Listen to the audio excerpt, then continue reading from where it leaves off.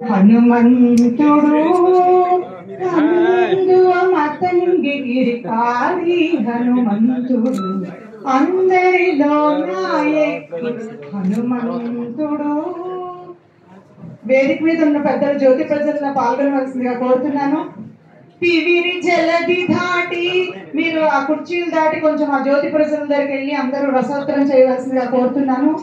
తివిరి జలది దాటి దీపించి లంక ఎల్ల అవల ఇవల చేసే హనుమంతుడు వివరించి సీతకు విశ్వరూపము చూపుట వివరించి సీతకు విశ్వరూపము చూపుట ధ్రువ మండలము మోసే దొడ్డ హనుమంతుడు అందరిలోనా కౌలందరిలోనా ఎప్పుడు హనుమంతుడు హనుమంతుడు హనుమంతుడు.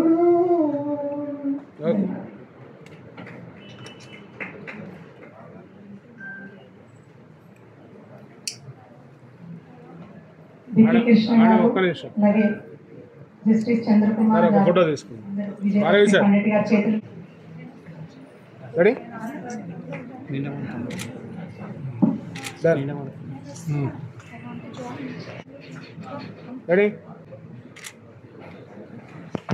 శ్రీరామ్ సార్ కూడా తల్లి పురిటి నొప్పుల నుండి పుట్టే శిశువు మరో చోట మరో సమయంలో మృత్యుహింసతో సమాధిగతమవుతున్న మరో శిశువుకు పర్యావసానమే.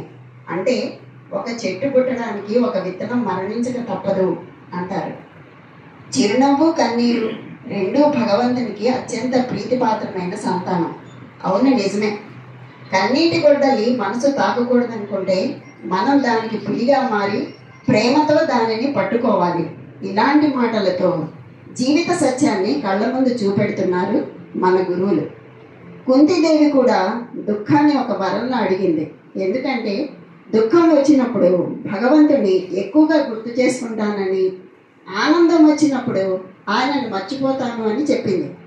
ఎందుకంటే తన జీవితంలో దుఃఖం అనేది ఒక ఆధ్యాత్మిక సాధనమని, భగవంతుని స్మరించుకోవడానికి అది ఒక మార్గమని కుంతి విశ్వసించింది. మన శ్రీరామ్ సార్ కూడా చిరునవ్వులో కన్నా కన్నీటిలో భగవంతుని వివేకాన్ని దర్శించగలిగిన వాడే నిజమైన ఆధ్యాత్మిక ద్రష్ట అన్నారు. జరిగినటువంటి ఈ హసిత బాష్పాలు రచయిత భగవాన్ శ్రీరామ్ సార్, అది చాలా అద్భుతంగా జరిగింది. ఇటువంటి ప్రోగ్రాంలో నేను కూడా ఒక అతిథిగా పాల్గొనడం చాలా అదృష్టంగా భావిస్తున్నాను. ఎంతోమంది వాళ్ళ యొక్క అనుభవాలు, ఆ పుస్తకం మీద వాళ్ళ సమీక్షలు చాలా అద్భుతంగా వివరించారు. అది నిజంగా చదవవలసినటువంటి పుస్తకము.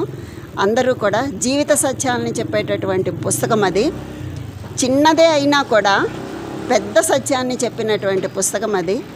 ఎందుకంటే మనం కాళ్ళు తడవకుండా ఏరును దాటలేమంటారు, అలాగే కళ్ళు తడవకుండా జీవితాన్ని దాటలేము అన్న సత్యాన్ని చక్కగా ఆ పుస్తకంలో వివరించారు. అది చదివిన వాళ్ళందరికీ కూడా జీవిత సత్యం ఎలా ఉంటుంది, చిరునవ్వు కన్నీళ్లతో కలిపిన జీవితం ఎలా ఉంటుంది అన్న విషయము చాలా స్పష్టంగా విశదీకరించారు. ఈ కార్యక్రమంలో పాల్గొనడం నిజంగా గురువు యొక్క అనుగ్రహం అని చెప్పి నేను భావిస్తున్నాను. ధన్యవాదాలు.